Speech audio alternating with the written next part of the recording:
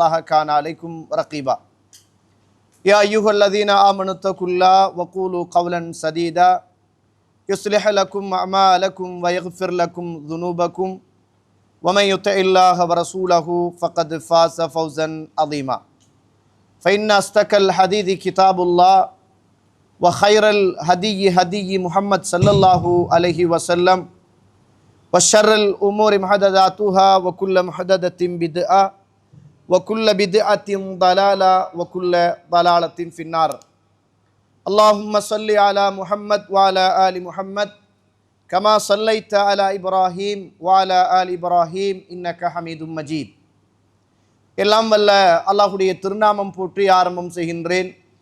சலாத்தும் சலாமும் இறை தூதர் இறுதி தூதர் முஹம்மத் ரசூலுல்லாஹ் ஸல்லல்லாஹு அலைஹி வஸல்லம் அவர்கள் மீதும் அவருடைய வாழ்க்கை வழிமுறைகளை இந்த உலகத்திலே பின்பற்றி வாழ்ந்த உத்தம சஹாபாக்கள், தொடர்ந்தவர்கள், துயர்ந்தவர்கள் இன்ஷா அல்லாஹ் கியாமத்துடைய நாள் வருகின்ற வரைக்கும் தூய்மையான இஸ்லாத்திலே வாழ்ந்து தூய்மையோடு மரணிக்க வேண்டும் என்ற நல்ல உள்ளங்கள் கொண்ட ஆண்கள், பெண்கள், வாலிபர்கள், வயோதிபர்கள், குறிப்பாக என்னையும் உங்களையும் ஈன்றெடுத்து எனக்கும் உங்களுக்கும் அறிவையும் அன்பையும் நேசத்தையும் பாசத்தையும் ஊட்டி வளர்த்துவிட்டு இப்போது என்னையும் உங்களையும் விட்டு மறைந்து மண்ணறைகளிலே வாழ்ந்து கொண்டிருக்கின்ற என்றைக்குமே மறக்க முடியாத என்னையும் உங்களையும் பெற்றெடுத்த தாயும் தந்தையும் மீதும் இந்த மண்ணுக்கு மேலே வாழ்ந்து கொண்டிருக்கின்ற என்னையும் உங்களையும் பெற்றெடுத்த தாயும் தந்தையும் மீதும் அல்லாஹ்வுடைய அருளும் அன்பும் பாவ மன்னிப்பும் நரகத்தின் விடுதலையும் என்றென்றும் உண்டாக வேண்டுமென்ற இனிய பிரார்த்தனையோடு ஆரம்பம் செய்கின்றேன்.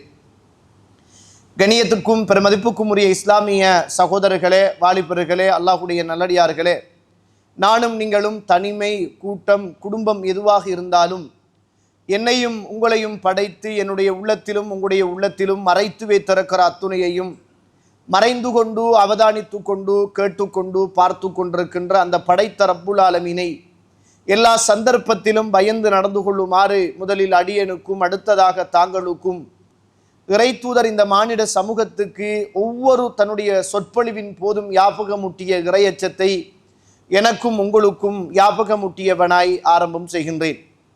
கண்ணியத்திற்குரிய இஸ்லாமிய உறவுகளே, அல்லாஹ்வுடைய நல்லடியார்களே, அல்லாஹு தஆலா இந்த உலகத்தில் மனிதனை ஒரு தனிமையில் வாழ்ந்து தனிமையில் மரணிக்குகின்ற ஒரு படைப்பாக அல்லாஹு தஆலா படைக்கவில்லை. அல்லாஹ் இந்த உலகத்தில் மனிதனை ஒருவருக்கு ஒருவர் தொடர்புள்ளவர்களாக அல்லாஹு தஆலா படைத்திருக்கிறான். ஆண் மீது பெண்ணுக்கு தேவையையும் பெண் மீது ஆணுக்கு தேவையையும் அல்லாஹு தஆலா வைத்திருக்கிறான். பிள்ளைகள் மீது பெற்றோருக்கு தேவையையும் பெற்றோர்களின் மீது பிள்ளைகளுக்கு தேவையையும் அல்லாஹு தஆலா வைத்திருக்கிறான். உயர் அதிகாரிக்கு கீழுள்ள மக்களில் உள்ள தேவையையும் கீழுள்ள மக்களின் தேவைகளை உயர் அதிகாரியிலும் அல்லாஹு தஆலா வைத்திருக்கிறான். இந்த உலகத்தில் எனக்கு யாரும் தேவையில்லை, எந்த பொறுப்புகளும் தேவையில்லை என்று ஒரு மனிதன் ஒதுங்கி இந்த உலகத்தில் வாழ முடியாது. குறைந்தது அவன் திருமணம் முடிக்காவிட்டாலும் ஒரு தாய் தந்தைக்கு அவன் பிள்ளையாக இருப்பான். அந்த தாய் தந்தையுடைய பொறுப்பை அவன் செய்ய வேண்டிய நிலைமையில் அவன் இருப்பான். இந்த உலகத்தில் யார் யாராக இருந்தாலும் அவரவர் செய்கின்ற தொழில், அவரவர் செய்கின்ற வகை பங்கு, அவரவர் இருக்குகின்ற அந்த இடத்துடைய மன்சிலத், எந்த பிள்ளை என்றால் பிள்ளை, தாய் என்றால் தாய், தந்தை என்றால் தந்தை, ஆசிரியர் என்றால் ஆசிரியர், உறவு என்றால் உறவு, பக்கத்து வீடு என்றால் பக்கத்து வீடு, வைத்தியர் என்றால் வைத்தியர் என்ற பொறுப்புகள் சுமந்த வண்ணம்தான் இந்த உலகத்தில் ஒவ்வொரு மனிதனும் வாழ்ந்து கொண்டிருக்கிறான் என்பதை மறந்துவிடக்கூடாது. அதைத்தான் ரசூலுல்லாஹ் ஸல்லல்லாஹு அலைஹி வஸல்லம் அவர்கள் இப்படி சொல்கிறார்கள். புகாரியிலே 2409வது செய்தி, புகாரியிலே பதிவு செய்யப்பட்ட செய்தி. குல்லுக்கும் ராஇன் வ குல்லுக்கும் மஸ்ஊல் அன் ரஇயத்திஹ், நீங்கள் ஒவ்வொருவரும் மேய்ப்பாளர்கள், பொறுப்பாளர்கள். அந்த பொறுப்புகளை பற்றி நாளை மறுமையில் அல்லாஹ் உங்களை விசாரணை செய்வான் என்ற செய்தியை அல்லாஹ்வுடைய தூதர் எனக்கும் உங்களுக்கும் சொல்லித் தருகிறார்கள். ஒரு பள்ளிவாசல் நிர்வாகம் என்பது அந்த பள்ளிவாசலுக்கும் சமூகத்துக்கும் பொறுப்பு. எங்களுக்கு எந்த பொறுப்பும் கிடையாது என்று ஒரு மனிதன் வாழ முடியாது. ஒரு ஆசிரியர் அந்த பாடசாலைக்கு பொறுப்பு. எங்களுக்கு எந்த பொறுப்பும் கிடையாது என்று ஒரு சமூகத்திலே ஒதுங்கி வாழ முடியாது.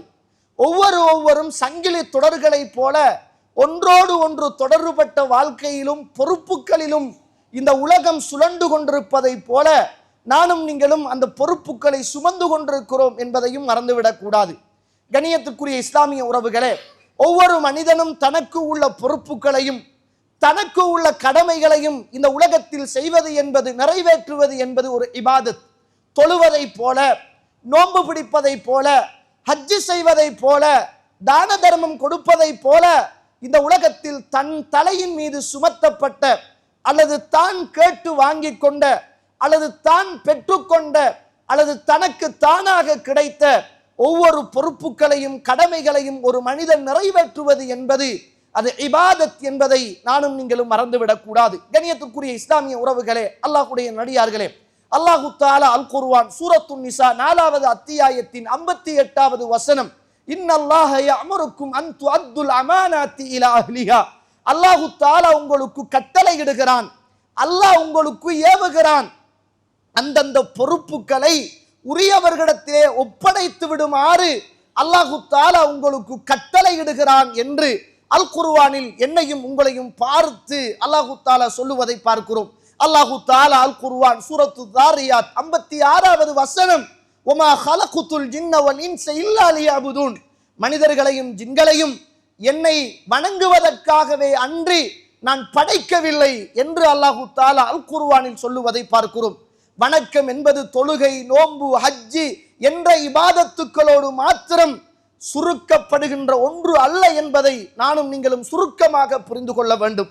வணக்கம் என்பது ஒரு மனிதன் காலையில் எழுந்தது முதல் மறுநாள் அவன் தூங்கச் செல்லுகிற வரைக்கும் இடைப்பட்ட குடும்பம் என்பது வணக்கம், உண்ணுகின்ற உணவு என்பது வணக்கம், உடுக்குகின்ற உடை என்பது வணக்கம், செய்கின்ற தொழில் என்பது வணக்கம், எல்லாவற்றிலும் அவன் வணக்கத்தை கையாள வேண்டும் என்பதை அல் குர்ஆன் எனக்கும் உங்களுக்கும் ஏவிக்கொண்டிருக்கிறது என்பதை நானும் நீங்களும் மறந்துவிடக் கூடாது. ரசூலுல்லாஹ் ஒரு பயணம் போகிற போது தன்னம் தனியாக போவது என்பது மிக குறைவு. யாரையாவது கூட்டிக் கொண்டு போவார்கள், அல்லது சஹாபாக்களாவது அல்லாஹ்வுடைய தூதரே நாங்க வரட்டுமா அப்படி என்று கேட்பார்கள். ஏனென்றால் சஹாபாக்களாக போனால் ரசூலுல்லாவிடத்திலே இருந்து ஏதாவது படித்துக் கொள்ளலாம், ரசூலுல்லாஹ் கூட்டிட்டு போனால் அந்த சஹாபாக்களுக்கு ஏதாவது மார்க்கத்தை சொல்லலாம். இதுதான் சஹாபாக்குடைய பயணமாக இருந்தது. ஒரு தடவை ரசூலுல்லாஹ் ஸல்லல்லாஹு அலைஹி வஸல்லம் அவர்கள் புகாரியில 5963வது செய்தி, புகாரியிலே பதிவு செய்யப்பட்ட செய்தி. ஒரு நாள் முஆத் இப்னு ஜபல் ரலியல்லாஹு அன்ஹு அவர்கள் சொல்லுகிறார்கள், அன ரதீஃபுன் நபி ஸல்லல்லாஹு அலைஹி வஸல்லம், அல்லாஹ்வுடைய தூதருக்கு பின்னால் அவருடைய வாகனத்தில் ஒட்டகத்தில் நான் அமர்ந்து கொண்டேன். உங்கள் எல்லோருக்குமே தெரிந்த செய்தி, சுருக்கமாக சொல்லி தலைப்புக்குள் வருகிறேன் பாருங்கள். அந்த நேரத்தில் அல்லாஹ்வுடைய தூதரும் நானும் பயணம் போகிறோம். பயணம் போகிற போது அல்லாஹ்வுடைய தூதர் கொஞ்சம் தூரம் போனவுடன் நானும் ரசூலுல்லாவும் எப்படி இருந்தோம் என்றால், எனக்கும் ரசூலுல்லாவுக்கும் இருந்த அந்த வாகனம் ஒட்டகத்தின் திமில்களோடு சேர்த்து ஒரு பலகை கட்டப்பட்டிருந்தது. அதுல ரசூலுல்லா சாய்ந்து கொள்வார்கள். அது மட்டும்தான் எனக்கும் ரசூலுல்லாவுக்கும் இடைவெளியாக இருந்தது. அந்த அளவுக்கு நெருக்கமாக இறை தூதரோடு நான் பயணம் போகிறேன். பயணம் போகிற போது அல்லாஹ்வுடைய தூதர் யா முஆத் அப்படி என்று அழைக்கிறார்கள். லப்பைக் வ சஅதைக், அல்லாஹ்வுடைய தூதரே இதோ நான் பக்கத்தில் இருக்கிறேன், கட்டுப்பட்டு விட்டேன் என்றேன். இறை தூதர் எதுவுமே பேசவில்லை. திரும்ப ரசூலுல்லாஹ் போகிறார்கள். திரும்ப என் பெயரை சொன்னார்கள். இதோ யா ரசூலுல்லாஹ் இருக்கிறேன் என்றேன். திரும்ப போகிறார்கள். 3 தடவைகள் இறை தூதர் என்னை அழைத்தார்கள். ஒரு அழகான ஆசிரியருக்குரிய பண்பாடு. ரசூலுல்லாஹ் ஒரு செய்தியை உள்ளத்தில் ஆழமாக பதிவு செய்கிற போது ஒரு மனிதனுடைய உடல் மாத்திரமல்ல, அவருடைய சிந்தனையையும் ரசூலுல்லாஹ் தன் பக்கம் 100% எடுத்துக்கொள்வார்கள். ஒரு தடவை ரசூலுல்லாஹ் ஸல்லல்லாஹு அலைஹி வஸல்லம் அவர்கள் ஒரு உயர்ந்த சந்தையினால் போகிறார்கள். சஹாபாக்கள் எல்லாம் அல்லாஹ்வுடைய தூதருக்கு பின்னால் வருகிறார்கள். சஹாபாக்கள் என்பவர்கள் இயல்பிலே இருந்து வியாபாரத்தில் பழக்கப்பட்டவர்கள். சந்தையில் தான் எல்லோருடைய சிந்தனையும் இருக்கும். அந்த நேரத்தில் ரசூலுல்லாஹ் உயர்தரமான சந்தையினால் போகிற போது சஹாபாக்குடைய சிந்தனைகள் எல்லாம் சந்தைகளிலே இருக்கிறது, பொருளாதாரத்தில் இருக்கிறது, உலகத்தின் மீது விழுகிறது. இறை தூதர் இதை கவனிக்கிறார்கள், அவதானிக்கிறார்கள். பொருளாதாரத்தின் மீது உள்ள மோகம் மார்க்கத்தை மறக்கடிக்க கூடாது, உலகத்தின் மீது உள்ள மோகம், மறுமையுடைய சிந்தனையை மறக்கடிக்க கூடாது என்பதற்காக ரசூலுல்லாஹ் அந்த உயர்தரமான சந்தையை தாண்டியவுடன் அல்லாஹ்வுடைய தூதர் ஒரு இடத்திலே குந்துகிறார்கள். அந்த இடத்தில் ஒரு செத்துப்போன ஆடு இருக்கிறது. அதுவும் உயிரோடு இருக்கிற போது அந்த ஆட்டை யாருமே விலை கொடுத்து வாங்காத ஒரு விலை மதிப்பற்ற ஆடு, அது செத்து போய் கிடக்கிறது. இறை தூதர் அந்த சஹாபாக்குடைய சிந்தனையில் எவ்வளவு அழகாக மிகப்பெரிய ஒரு விஷயத்தை பதிவு செய்ய போகிறார்கள் பாருங்கள். செத்து போன ஆட்டுக்கு பக்கத்திலே குந்தி தன்னுடைய அருமை கையால் அந்த ஆட்டுடைய காதை பிடித்து உயர்த்துகிறார்கள்.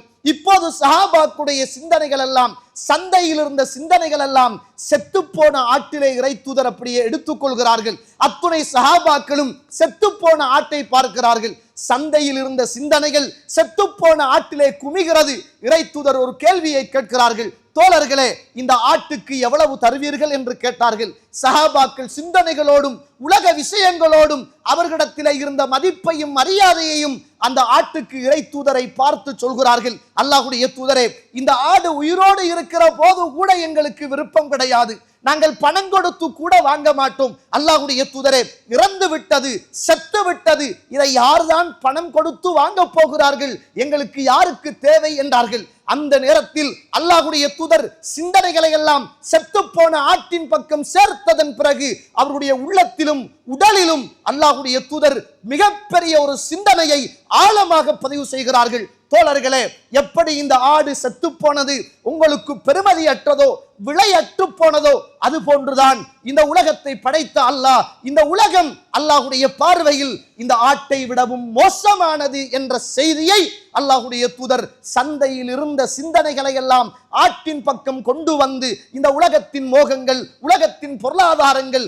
உலகத்தின் ஆடம்பர வாழ்க்கைகள் அது நிரந்தரமானது அல்ல, அது தற்காலிகமானது, ஒன்று உங்களை விட்டு அது போய்விடும் அல்லது நீங்கள் அதை விட்டு போய்விடுவீர்கள் என்ற செய்தியை அல்லாஹ்வுடைய தூதர் உள்ளத்தில் ஆழமாக பதிவு செய்கிறார்கள். முஆத் இப்னு ஜபல் ரலியல்லாஹு அன்ஹு அவர்களை ரசூலுல்லாஹ் 3 தடவை அழைத்தார்கள். அழைத்த ரசூலுல்லாஹ் நம்மட பார்வையில பெருசா என்ன ரசூலுல்லாஹ் கேட்டுட்டாங்க அப்படித்தான் சிந்தனை இருக்கும். ரசூலுல்லாஹ் முஆத் இப்னு ஜபல் ரலியல்லாஹு அன்ஹு அவர்களை பார்த்து கேட்கிறார்கள், யா முஆத், முஆதே மா ஹக்குல்லாஹி அலல் இபாத், அல்லாஹ்வுக்கு அடியார்கள் செய்யக்கூடிய கடமைகள் என்ன என்று கேட்டார்கள். அந்த நேரத்தில் முஆத் இப்னு ஜபல் அல்லாஹு வ ரசூலுஹு அலம், அல்லாஹ்வும் ரசூலும் மாத்திரம்தான் அறிவார்கள் என்றார்கள். நம்மண்டா பாஞ்சடிச்சு தொழுக, நோன்பு, சக்காத்து, ஹஜ்ஜி எல்லாம் தெரியுந்தானே யார் ரசூலுல்லாஹ் என்று சொல்லியிருப்போம். ஆனால் அவர்கள் அமைதியாக இருப்பார்கள். வித்தியாசமாக ஏதாவது புதிய அல்லது ஏதாவது நன்மை கூடிய செய்திகளை இறை தூதர் சொல்ல போகிறார்களோ என்று அமைதியாக இருப்பார்கள். அந்த நேரத்தில் அல்லாஹ்வுடைய தூதர் சொன்னார்கள், அன்த அபுதுல்லாஹ் வலா துஷ்ரிகு பிஹி ஷைஆ, அல்லாஹ்வுக்கு நீங்கள் அல்லாஹ்வை வணங்க வேண்டும், அவனுக்கு எதையும் நீங்கள் இணை வைக்க கூடாது என்ற மிகப்பெரிய கடமை உணர்வையும் இறைவனுக்கு நாம் செய்கின்ற பொறுப்பையும் இறை தூதர் முஆத் இப்னு ஜபல் ரலியல்லாஹு அன்ஹு உள்ளத்தில் ஆழமாக பதிவு செய்கிறார்கள். ஆழமாக பதிவு செய்த ரசூலுல்லாஹ் சும்ம சார சஅத்தன், பிறகு கொஞ்ச நேரம் போகிறது, திரும்ப கேட்கிறார்கள், அல்லாஹ் அடியார்களுக்கு செய்கின்ற கடமை என்ன என்று கேட்டார்கள். முஆத் இப்னு ஜபல் அல்லாஹு வ ரசூலுஹு அலம், அல்லாஹ்வும் ரசூலும் தான் அறிவான் என்றார்கள். அந்த நேரத்தில் அல்லாஹ்வுடைய தூதர் சொன்னார்கள், இப்படி இந்த உலகத்தில் அல்லாஹுவை வணங்கி அவனுக்கு எதையும் இணை துணை ஆக்காமல் இந்த மண்ணுக்கு மேலே வணக்கம் செய்கின்ற மனிதர்களுக்கு அல்லாஹ்வுடைய கடமை என்ன தெரியுமா? அல்லாஹ் யுஅஸிபஹும், அவர்களை அல்லாஹ் தண்டிக்காமல் இருப்பது அல்லாஹ் தன்மீது எடுத்துக்கொண்ட கடமை என்றார்கள் ரசூலுல்லாஹ் ஸல்லல்லாஹு அலைஹி வஸல்லம் அவர்கள். நாங்கள் இந்த உலகத்தின் எல்லா காரியங்களிலும் எல்லா பொறுப்புகளிலும் ஒருவரோடு தொடர்புபட்ட நிலைமையில் தான் இந்த உலகத்தில் வாழ்ந்து கொண்டிருக்கிறோம் என்பதை மறந்துவிடக் கூடாது. எங்களுக்கு மிகப்பெரிய பொறுப்பும் கடமையும் இருக்கிறது. இறைவனுக்கு செய்ய வேண்டிய பொறுப்பு இருக்கிறது.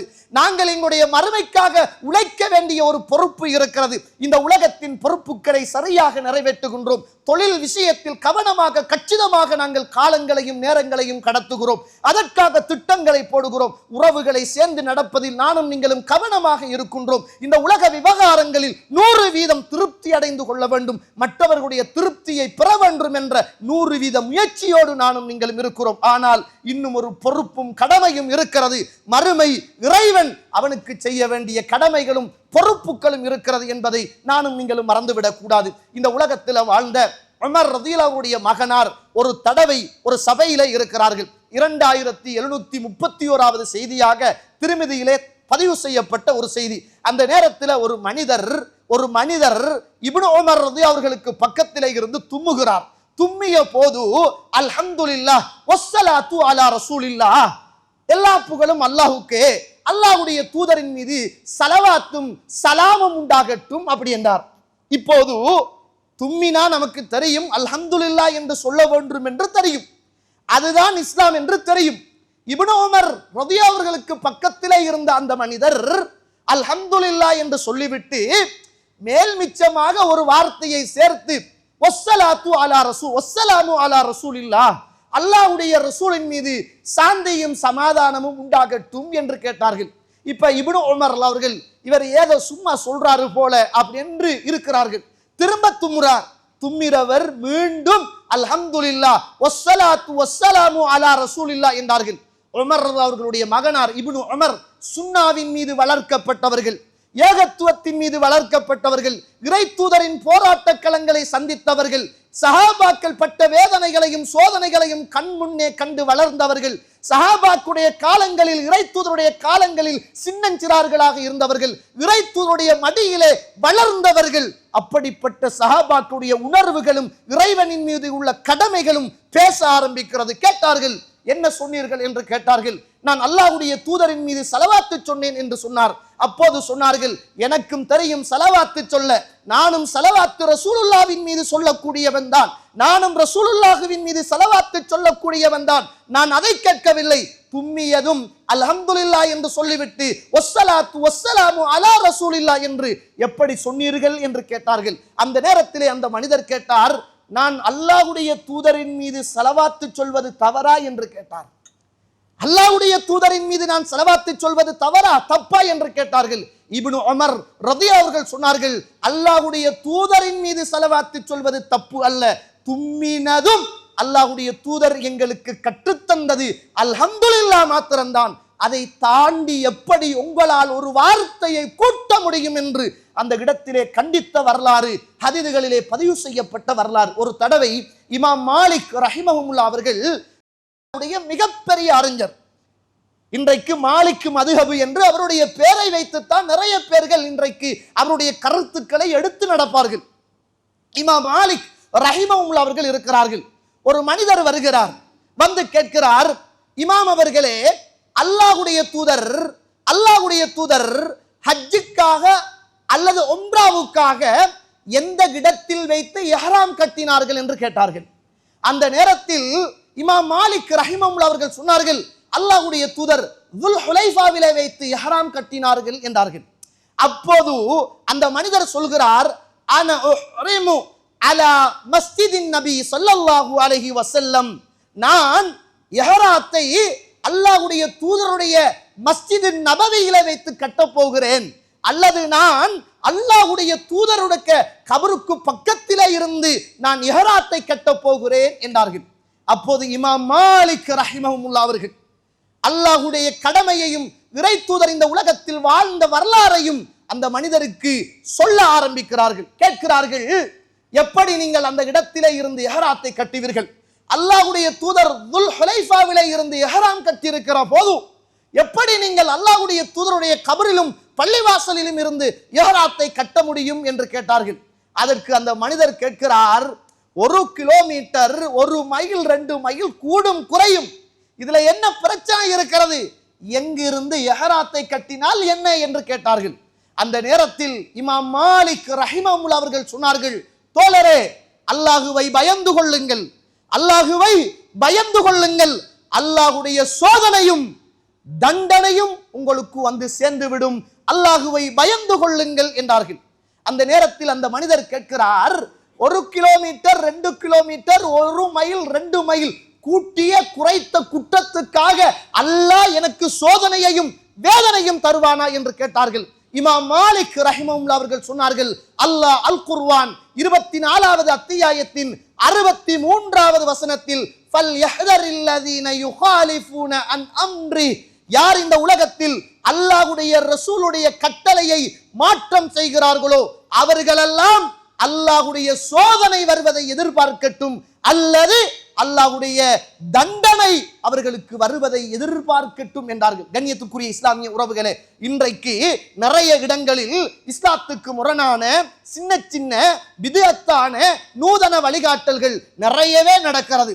நம்ம இப்ப அதெல்லாம் பெருசா அலட்டி கொள்றதே இல்லை. அல்லாஹுக்கும் மார்க்கத்துக்கும் நாம் செய்கின்ற கடமை என்ன தெரியுமா? நம்முடைய வாழ்க்கையில் எந்த பித்அத்தும், எந்த சின்ன சின்ன இஸ்லாத்துக்கு முரணான, எந்த பெரிய பெரிய இஸ்லாத்துக்கு முரணான எந்த காரியமும் நம்முடைய வாழ்க்கையில் வந்துவிடக் கூடாது. இது நாம் இஸ்லாத்துக்கு செய்கின்ற, இறைவனுக்கு செய்கின்ற கடமைகளும் பொறுப்புகளும் என்பதை மறந்துவிடக் கூடாது. இது சாதாரண விடயம் அல்ல. கூட்டு துவா தானே, குனூத்து தானே, ஒரு கந்தூரி தானே, நம்மட பள்ளி வாசல் தான் என்ற சிந்தனைகள் எல்லாம் இஸ்லாத்துக்குள் சரியாக வாழுகின்ற மனிதனுடைய சிந்தனையாக இருக்கவே கூடாது. ஒரு சுன்னாவுடைய பள்ளி வாசல் இருக்கிற போதும் சுன்னாவுக்கான முக்கியத்துவம் கொடுக்கப்பட வேண்டுமே தவிர, சுன்னாவை விட்டுவிட்டு பித்அத்தான உறவுகளோடு சேர்ந்து உட்காருவதை இந்த உலகத்திலே வாழ்ந்த சலஃபுகளும் சஹாபாக்களும் வெறுத்திருக்கிறார்கள் என்ற கடமை உணர்வுகளோடு இபாதத் செய்கிற போது கச்சிதமாக நடந்து கொள்ள வேண்டும் என்பதை நானும் நீங்களும் மறந்துவிடக் கூடாது. இது மிகப்பெரிய கடமை தோழர்களே. ஒரு தடவை இந்த உலகத்தில் வாழ்ந்த சயீத் இப்னு முஸையப் ரஹிமஹுல்லாஹ் மிகப்பெரிய ஒரு தாபி இருக்கிறார். ஒரு மனிதர் வருகிறார். பைஹக்கியில பதிவு செய்யப்பட்ட இஸ்னாது சஹீஹான ஒரு வரலாற்று செய்தி. ஒரு மனிதர் எப்ப பார்த்தாலும் சுபகு தொழுகைக்கு பிறகு 2 ரக்காத்து தொழுவார். அதை ருக்குவையும் சுஜூதையும் நீட்டி தொழுவார். பார்த்துக்கிட்டே இருக்கிறார்கள். மிகப்பெரிய ஒரு தாபி சயீத் இப்னு முஸையப் ரஹிமஹுல்லாஹ் அவர்கள் அந்த மனிதரை தடுக்கிறார். அந்த நேரத்தில் அந்த மனிதர் கேட்கிறார், நான் தொழுகிறதுக்காக என்னை நீங்கள் தடுக்கிறீர்களா? அப்போது சொன்னார், நீங்கள் தொழுவதற்காக நான் தடுக்கவில்லை, எப்படி இந்த தொழுகையை நீங்கள் தொழுவீர்கள் என்று கேட்டார்கள்.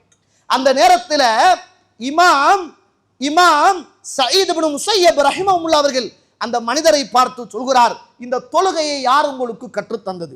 எப்படி நீங்கள் தொழ முடியும்? அந்த நேரத்தில் அந்த மனிதர் கேட்கிறார், நான் தொழுவதற்காக தடுக்கப்படுவேனா? அல்லாஹ்விடத்தில் குற்றவாளியாக மாறுவேனா? சுப்ஹானல்லாஹ். அந்த நேரத்தில் சயீத் இப்னு முஸையப் ரஹிமஹுல்லாஹ் அவர்கள் சொன்னார்கள், கால இல்லை, காலலா, அப்படியெல்லாம் நீங்கள் அல்லாஹ்விடத்தில் தொழுவதற்காக குத்தம் பிடிக்க மாட்டீர்கள். வலாகின் யுஅذிபுக அலா খিলাஃபி சுன்னஹ், சுன்னாவுக்கு முரணாக அல்லாஹ்வுடைய தூதர் காட்டித் தராத வணக்க வழிபாடை செய்கிறீர்களே, அதற்காக வேண்டி நீங்கள் அல்லாஹ்விடத்தில் தண்டனை பெறுவீர்கள் என்றார்கள். தொழுவதற்காகவெல்லாம் அல்லாஹ் உங்களை குற்றம் பிடிக்க மாட்டான். வலாகின் யுஅذிபுக அலா খিলাஃபி சுன்னஹ், சுன்னாவுக்கு மாற்றமாக தொழுகிறீர்களே, இறை தூதர் இப்படி ஒரு தொழுகையை காட்டித் தரவில்லையே, அதனால் நீங்கள் அல்லாஹ்விடத்தில் நாளை மறுமையில் குற்றம் பிடிக்கப்படுவீர்கள் என்ற செய்தியை சயீத் இப்னு முஸையப் ரஹிமஹுல்லாஹ் அவர்கள் சொல்லித் தருவதை பார்க்கிறோம். நம்முடைய கடமைகள் என்ன? அல்லாஹ்வுடைய தூதர் முஆத் இப்னு ஜபல் ரலியல்லாஹு அன்ஹு அவர்களை அழைத்து போதித்த அந்த மிகப்பெரிய வரலாற்று செய்தி என்ன தோழர்களே? அன்த அபுதுல்லாஹ், அல்லாஹ்வை மாத்திரம் வணங்க வேண்டும். வலா துஷ்ரிகு பிஹி ஷைஆ, அவனுக்கு எதையும் நாம் இணை வைத்து விடக்கூடாது. ரொம்ப கவனமாக இருக்க வேண்டும். அல்லாஹ் அருள் செய்தவர்களை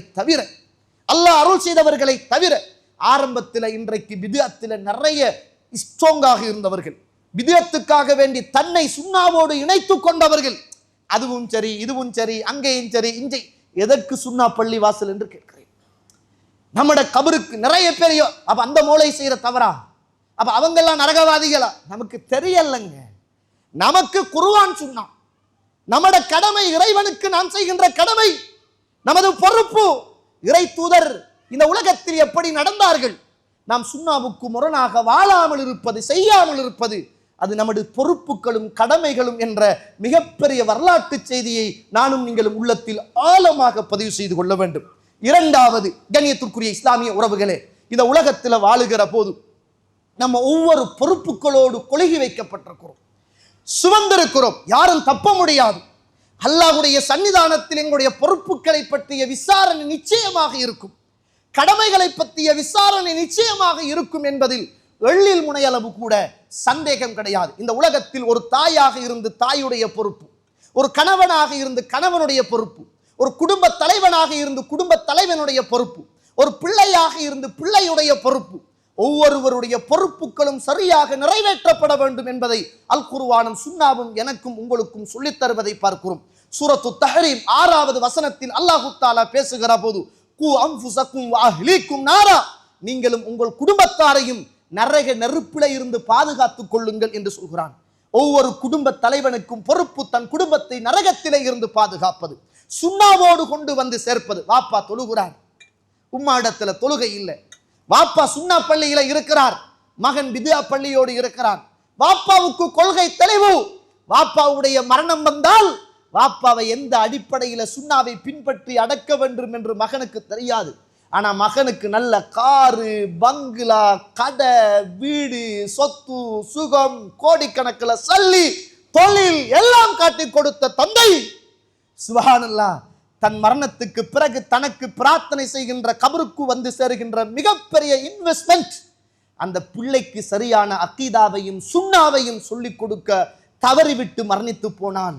நிலைமை என்ன என்பதை ஒவ்வொரு பிள்ளைகளும் ஒவ்வொரு தந்தைமார்களும் புரிந்து கொள்ள வேண்டிய மிகப்பெரிய பொறுப்பு என்பதை நானும் நீங்களும் மறந்துவிடக்கூடாது. ஆசிரியர்கள் அந்தந்த பாடசாலைக்கு பொறுப்புதாரிகள். ஒவ்வொரு வைத்தியரும் நோயாளிகளுக்கு பொறுப்புதாரிகள். இன்றைக்கு இருக்கின்ற வைத்தியர்களை பார்த்தா பிரைவேட் கிளினிக்ல நிறைய நேரம் செலவழிப்பாங்க. அவங்களுக்கு சம்பளம் கொடுக்குகின்ற இந்த நாட்டு அரசாங்கத்துடைய சம்பளத்தை எடுத்துக்கொண்டு பொது வைத்தியசாலைகளில் மிகப்பெரிய பொடுபோக்காக நடந்து கொள்வார்கள், அல்லாஹ் அருள் செய்தவர்களை தவிர. நாளை மறுமையில் நீங்கள் எல்லாம் எப்படி தப்ப போகிறீர்கள்? ஆசிரியர்களை பார்த்தா அல்லாஹ் அருள் செய்த நல்ல ஆசிரியர்களை தவிர பிரைவேட் கிளாஸுக்கு கொடுக்குகிற முக்கியத்துவம், அதுல எடுக்குகின்ற பிரயத்தனம், அந்த பிள்ளைகளை உருவாக்குறத காட்டுகின்ற அக்கறை, கவர்மெண்ட் பாடசாலைகள்ல நம்மட வெட்டு வரிகள்ல இருந்து அவங்களுக்கு கொடுக்கப்படுகிற ஊதியத்தை எடுத்து உண்டு கொண்டு வாழுகின்ற அல்லாஹ் அருள் செய்த நல்ல ஆசிரியர்களை தவிர கேண்டீன்ல போய் அரட்டை அடித்துக் கொண்டு டீச்சர்ஸ் மாறு போய் சேர்ந்து கொண்டு உங்களுக்கு 1 hour, உங்களுக்கு 2 மணித்தியாலம் அந்த பாடசாலையில் 1000 பிள்ளைகள் 500 பிள்ளைகள் படிக்கிறார் என்றால் உங்களுக்கு அது 1 மணித்தியால பாடம் என்றால் 500 பிள்ளைகள் படிக்கிறார்கள் என்றால் நாளை மறுமையில் நீங்கள் 500 மணித்தியாலத்துக்கு அல்லாஹ்விடத்தில் பதில் சொல்லியாக வேண்டும் என்பதை ஒவ்வொரு ஆசிரியர்களும் புரிந்து கொள்ள வேண்டும். கணியத்துக்குரிய இஸ்லாமிய உறவுகளே, அல்லாஹ்வுடைய நல்லடியார்களே, இது மிக பிரதானமான பொறுப்புகள் இந்த சமூகத்தில் சுமத்தப்பட்டிருக்கிறது. ஒவ்வொருவரும் பொறுப்புகளோடு வாழ்ந்து கொண்டிருக்கிறார்கள் என்பதை நானும் நீங்களும் மறந்துவிடக்கூடாது. நம்ம சரியாக இறைவனுக்கு செய்கின்ற பொறுப்புகளை நாம் செய்தால் அல்லாஹ் நமக்கு இந்த உலகத்தில் உள்ள பொறுப்பு இருக்குது, நம்மளை தண்டிக்காமல். நாம் மரணித்தாலும் நம்மட பிள்ளைகள் சந்ததிகள் இந்த மண்ணுக்கு மேல நல்லா வாழுவாங்க, அல்லாஹ் அந்த பொறுப்பை செய்வான். இந்த உலகத்துல ஒரு தடவை ரசூலுல்லாஹ் இருக்கிறாங்க. ஒரு பெண் ஓடோடி வருகிறார். ஒரு பெண் ஓடோடி வருகிறார். 2092வது செய்தி திருமதியிலே பதிவு செய்யப்பட்ட செய்தி. வந்து சொல்றார், அல்லாஹ்வுடைய தூதரே, இதோ இருக்கிறது 2 பெண் பிள்ளைகள். இந்த 2 பெண் பிள்ளைகளையும் நான் திருமணம் முடித்து கொடுக்க வேண்டும். எனக்கு எந்த விதமான உதவியும் ஒத்தாசையும் கிடையாது யா ரசூலுல்லாஹ்.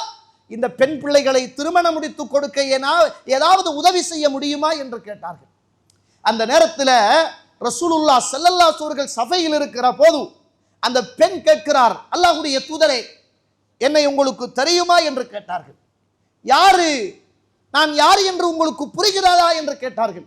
அல்லாஹ்வுடைய தூதரே, இந்த உலகத்தில் மதீனாவில் நான் மிகப்பெரிய பணக்காரன் என்று சொல்லி வாழ்ந்தாரே, இந்த மதீனாவுக்கு மக்காவிலே இருந்து வந்த உறவுகளை சேர்த்து விடுகிற போது அப்துர்ரஹ்மான் இப்னு அவுஃப் மிகப்பெரிய கோடீஸ்வரர், மக்காவாசி, எல்லாவற்றையும் இஸ்லாத்துக்காக இழந்து வந்த போது இந்த மதீனாவில் மிகப்பெரிய கோடீஸ்வரராக இருந்த சஅத் இப்னு ரபீ அவருடைய மனைவியும் பிள்ளைகளும் யா ரசூலுல்லாஹ் நாங்கள், அவர் மரணித்து விட்டார், மிகப்பெரிய கோடீஸ்வரராக இருந்தார். அல்லாஹ்வுடைய தூதரே, அவருடைய மரணத்தின் பிறகு அவருடைய உறவுகள் வந்தார்கள், சொத்துக்களை எடுத்தார்கள், பிரித்து கொண்டார்கள், போய்விட்டார்கள். அல்லாஹ்வுடைய தூதரே, நானும் பிள்ளைகளும் தன்னம் தனியாக வாழுகிறோம், எந்த விதமான உதவியும் ஒத்தாசையும் கிடையாது. என் பிள்ளைகளுக்கு திருமணம் முடித்து கொடுக்க வேண்டும், ஏதாவது உதவி செய்ய முடியுமா என்று கேட்டார்கள். சொல்லிவிட்டு சொன்னார்கள், ஞாபகம் இருக்கிறதா, உஹது யுத்தம் நடந்த போது அந்த யுத்தத்திலே போராடுகிற போது உங்களுக்கு பக்கத்திலே நின்று போராடினாரே, அது என் கணவர் சஅத் இப்னு ரபி மரணித்து விட்டார். மிகப்பெரிய செல்வந்தர். அல்லாஹ்வுடைய தூதரே, மரணத்தின் பிறகு சொத்துக்கள் எல்லாம் சுருட்டி கொண்டு உறவுகள் போய்விட்டார்கள். இக்கதி எந்த விதமான நிலைமையும் இல்லாத ஒரு நிற்கதியான நிலைமையில் இருக்கிறோம் என்றார்கள். எப்படி இருக்கும்? ஒவ்வொரு குடும்ப தலைவனும் யோசித்து பாருங்கள். கோடி கணக்கில் லட்சக்கணக்கில் தலை சிறந்த தொழிலதிபர்களாக நீங்கள் வாழ்ந்துவிட்டு மரணித்து போனால் உங்களோட உறவுகள் வந்து உங்களோட மனைவிக்கும் பிள்ளைகளுக்கும் எதையும் கொடுக்காமல் சொத்துக்களை சூறையாடி கொண்டு போனால் அந்த பிள்ளையுடைய தாயுடைய அந்த மனைவியுடைய மனவேதனை எப்படி இருக்கும்? யோசித்து பாருங்கள். சாதாரண வேதனையா தோழர்களே? இறைவனுக்காக வாழ்ந்து, இறை தூதருக்காக வாழ்ந்து, இறைவனுடைய போராட்ட களத்திலே தன்னுடைய உயிரை துச்சமாக கொடுத்துவிட்டு மக்காவில் இருந்து வந்த மக்களுக்கெல்லாம் தன்னுடைய சொந்த சொத்துக்களையும் சுகங்களையும் அள்ளி கொடுத்த அந்த மாமனிதர் சொன்னாரே, அப்துல் ரஹ்மான் இப்னு அவுஃப், எனக்கிட்ட 2 மனைவி இருக்கிறது, அந்த மனைவியில் எந்த மனைவி உங்களுக்கு பிடிக்கும் என்று சொல்லுங்கள், நான் அதை தலாக்கு விட்டு தருகிறேன், முடித்துக் கொள்ளுங்கள் என்று சொன்ன மாமனிதர் அவர்தான். வாங்க, எனக்கிட்ட 2 தோட்டங்கள் இருக்கிறது, அந்த தோட்டத்தில் எந்த தோட்டம் உங்களுக்கு விருப்பம் என்று சொல்லுங்கள், அதை நான் உங்களுக்கு தருகிறேன் என்று சொன்ன மிகப்பெரிய கோடீஸ்வரர் அவர்தான் தோழர்களே சஅத் இப்னு ரபி ரலியல்லாஹு அன்ஹு. எப்படி இருக்கும் ரசூலுல்லாஹ்? எப்படி இருக்கும் அந்த பிள்ளைகளின் வரலாறு? எப்படி இருக்கும் அந்த மனைவியின் வேதனை? ஒவ்வொரு குடும்ப தலைவனாக நீங்கள் யோசித்து பாருங்கள். உங்களுடைய பிள்ளைகளை நினைத்து பாருங்கள். அந்த வரலாறை நீங்கள் உங்கள் வாழ்க்கையின் வரலாறாக யோசித்து பாருங்கள். சுப்ஹானல்லாஹ். அல்லாஹ்வுடைய தூதர் அதற்கு பதில் சொல்வதற்கு முன்னர் அல்லாஹ் அவனுடைய கடமையை செய்ய முன் வருகிறார். 7வது வானத்திலே இருந்து அல்லாஹ் தஆலா சூரத்துன் நிசா 4வது அத்தியாயத்தின் 11வது வசனத்தை அல்லாஹ் தஆலா மீராசுடைய வசனத்தை அல்லாஹ் தஆலா யூசிகுமுல்லாஹு ஃபி அவுலாதிக்கும், அல்லாஹ் தஆலா உங்களுடைய பிள்ளைகளுக்கு அல்லாஹ் வராதத்தை கட்டளை இடுகிறான் என்ற செய்தியை அல்லாஹ் தஆலா அவனுடைய பொறுப்பை இந்த மண்ணுக்கு மேலே சரியாக நிறைவேற்றினான். ஒரு தந்தை மரணித்தால் அந்த தந்தையுடைய சொத்துக்கள் எப்படி பங்கு வைக்கப்பட வேண்டும் என்ற பொறுப்புகள், ஒரு தந்தையுடைய மரணத்தின் பிறகு மனைவிக்கு எத்தனை வீதம் 8 வீதம் போக வேண்டும் என்ற பொறுப்புகள், ஆண் பிள்ளையாக இருந்தால் 3/2 என்ற பொறுப்புகள், பெண் பிள்ளையாக இருந்தால் 3/1 என்ற பொறுப்புகள்.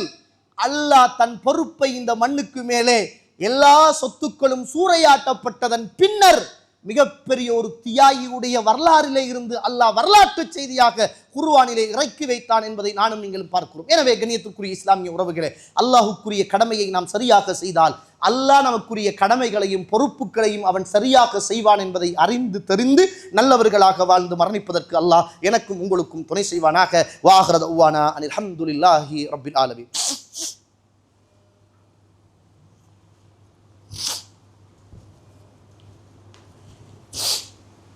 அல்ஹம்துலில்லாஹி ரப்பில் ஆலமீன் வஸ்ஸலாத்து வஸ்ஸலாமு அலா அஷ்ரஃபில் முர்சலீன் வ அலா ஆலிஹி வ அஸ்ஹாபிஹி அஜ்மஈன். அம்மா பஅத். கண்ணியத்துக்குரிய இஸ்லாமிய உறவுகளே, அல்லாஹ்வுடைய நல்லடியார்களே, இந்த உலகத்தில் வாழுகிற போது நாம் ஒவ்வொருவரும் பொறுப்புதாரர்கள். நாம் ஒவ்வொருவரும் ஒரு கடமையை சுமந்தவர்களாக இருக்கிறோம். நமக்கு என்ற என்ன பாத்திரங்கள் இருக்கிறதோ அந்தந்த பாத்திரத்துக்கு ஏற்ப நமது பொறுப்புகளும் கடமைகளும் நிச்சயமாக நாள மறுமையில் அல்லாஹ்வுடைய சன்னிதானத்திலே விசாரிக்கப்படும் என்பதில் எள்ளில் முனையளவு கூட சந்தேகம் கிடையாது. இந்த உலகத்தில் மிகப்பெரிய நபித்தோழர்கள் எல்லாம் தன் பொறுப்புகளை பற்றி அழுத வரலாறும், இரவு நேரங்களில் தன்னை தனிமையாக ஆக்கி கொண்டு தன்னை பற்றிய சுய முஹாசபத்துன் நப்ஸ் செய்து கொண்ட வரலாறும் நிறையவே வரலாற்று செய்திகளில் இருக்கிறது என்பதை நானும் நீங்களும் மறந்துவிடக்கூடாது. ரசூலுல்லாஹ் ஸல்லல்லாஹு அலைஹி வஸல்லம் அவர்கள் சொல்கிறார்கள், இந்த உலகத்தில் ஒரு மனிதனுக்கு பொறுப்புகள் கொடுக்கப்பட்டது, என்ன பொறுப்பாக இருக்கட்டும், அந்த பொறுப்புகளை எல்லாம் அவன் சரியாக நிறைவேற்றினால், அந்த பொறுப்புகளை எல்லாம் அவன் சரியாக நிறைவேற்றினால் அல்லாஹ் நாள மறுமையில் அந்த மனிதனுக்கு கொடுக்குகின்ற சிறப்பு என்ன தெரியுமா? அல்லாஹ் அவனை அழைத்து வலது பக்கத்தில் அல்லாஹ் தஆலா அவனை அமர வைத்து அல்லாஹ் அவனை பிரகாசத்தின் ஊடாக அல்லாஹ் அவனை சிறப்பிப்பான் என்ற செய்தியை ரசூலுல்லாஹ் ஸல்லல்லாஹு அலைஹி வஸல்லம் அவர்கள் சொல்லித் தருவதை பார்க்கிறோம். எந்த ஒரு மனிதன் பொறுப்பை கேட்டு வாங்குறானோ அல்லாஹ்வுடைய உதவி அவனுக்கு இருக்காது.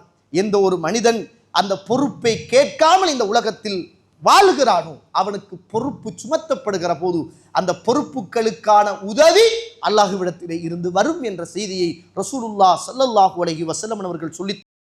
எனவே ஒவ்வொரு வர்த்தகரும் தனக்கு கீழே தொழில் செய்கின்ற அந்த தொழிலாளிகளுடைய பொறுப்புகளும் கடமைகளையும் உணர்ந்து செய்ய வேண்டும். இஸ்லாம் எவ்வளவு பெரிய மார்க்கம் என்று பாருங்கள்.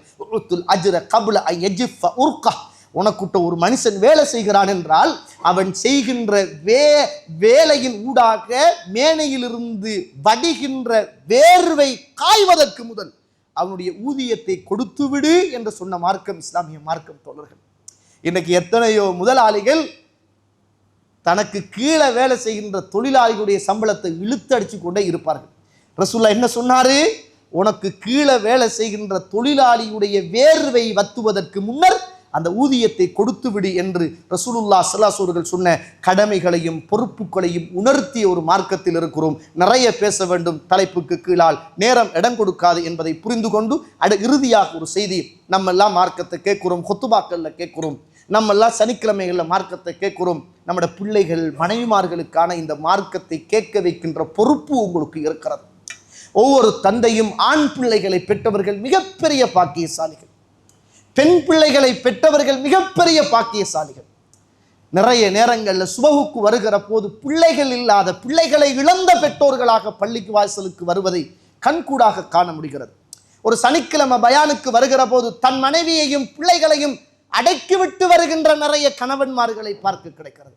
ஒவ்வொரு வெள்ளிக்கிழமைகளிலும் இந்த பள்ளிவாசலில் உங்களுடைய மனைவிமார்கள் பிள்ளைகளுக்கான நல்ல உபன்யாசம் செய்யப்படுகிறது. நீங்கள் மரணித்தாலும் உயிரோடு இருந்தாலும் உங்களுக்காக சுயநலம் இல்லாமல் பிரார்த்தனை செய்கின்ற உங்கள் பிள்ளைகளும் மனைவிகளையும் மார்க்கத்தை கேட்குகின்ற நல்ல செய்திகளுக்காக அவர்களுக்கு நீங்கள் அனுப்பி வையுங்கள். இந்த மஸ்ஜித் அப்படிப்பட்ட மஸ்ஜித் அல்ல. மாஷா அல்லாஹ், பெண்கள் நிகழ்ச்சிகள் தாராளம் ஏராளம், பெண்கள் அணிதிரண்டு வந்த இடங்கள், ஆண்கள் அணிதிரண்டு வந்த இடங்கள். இன்றைக்கு எல்லாருடைய உள்ளத்திலும் வகு, உலக மோகம், ஆசை, தொழில் பிஸி, எல்லாரும் மார்க்கத்திலே இருந்து ஓரமாகி தூரமாகி சுன்னாவின் ஆசைகள் போய் பித்அத்தா இல்லையா என்ற கணக்கில்லாத ஒரு கசடு படிந்த ஒரு இருண்டு போன இதயத்தோடு நானும் நீங்களும் வாழ்ந்து கொண்டிருக்கின்றோம். இன்னொரு உறவோடு சிரிக்கிற போதும் உள்ளத்துக்குள் அழுது கொண்டு முரண்பாடுகளை வளர்த்து கொண்டு சிரிக்குகின்ற உறவுகளாக வாழ்ந்து கொண்டிருக்கிறோம் என்பதை நானும் நீங்களும் புரிந்து இந்த உலகத்தில் நல்லவர்களாக வாழ்ந்து ஒவ்வொருவருடைய பொறுப்புகளையும் சரியாக நிறைவேற்றி நாளை மறுமையில் அல்லாஹ்வுடைய வலது பக்கத்தில் அவனுடைய பிரகாசத்தின் ஊடாக ஜொலிக்குகின்ற உயர்ந்த மக்களாக அல்லாஹ் என்னையும் உங்களையும் ஆக்கி அருள் புரிவானாக. வாஹர் தஅவானா அனில் ஹம்துலில்லாஹி ரப்பில் ஆலமீன்.